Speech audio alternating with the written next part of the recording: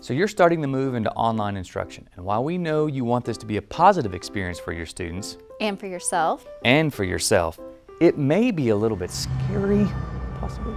Anything new is just a little daunting, but deep down you know you're going to be fine, and we know it too. You know, having said that, there's nothing magic about preparing for an online course. It's not difficult, it's just new. It is new, a new way of reaching your students and building stronger connections to help them learn. And since it is new, you'll soon appreciate completely new avenues of communication and discover new ways for your students to become engaged with the content and with each other. And as they become more engaged, very quickly, they'll look at you with newly found love and admiration. So to help you make the move to becoming a thoroughly loved modern cyberstar, Chris and I, along with the good people here at NextThought, have developed this series of tutorials. With these videos, we're planning to give you a palette of tools to help you connect with the online class culture. We've both been through the very thing you're faced with now, so we think we can help offer you a little help. The first thing we want to cover is creating and maintaining student relationships and why these relationships are important. You already know the key to successful teaching is connecting with each student, a meaningful connection. When students feel connected to you, they'll engage with you during the course. Students will work harder for you because you care.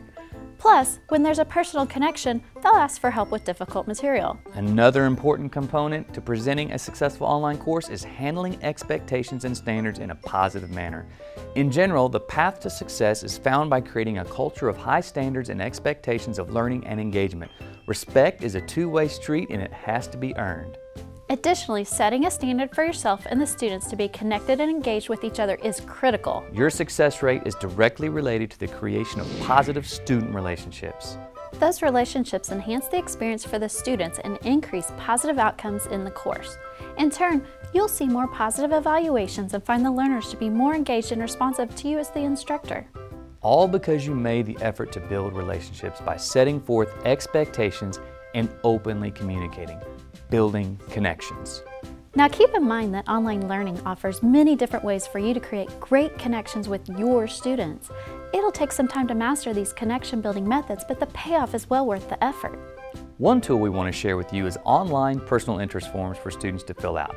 You'll create and distribute this form so students can let you know their major, personal interest, school type, the get to know you kind of stuff. This information not only helps you get to know your students, it can help you throughout the class in connecting them in groups or when a student begins to struggle. Keep it short and sweet, but hang on to the information. It can really help throughout the life of your relationship with the student. Right, like we keep saying, and you already know, the stronger the relationship you have with each student, the better the outcomes in your course.